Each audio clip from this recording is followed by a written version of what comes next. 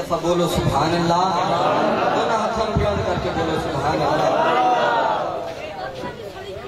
करम ही करम है,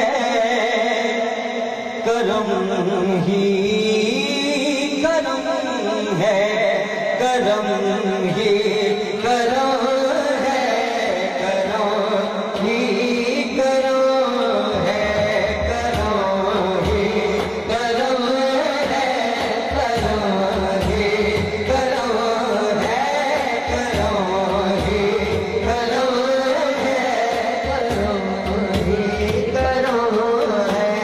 हुए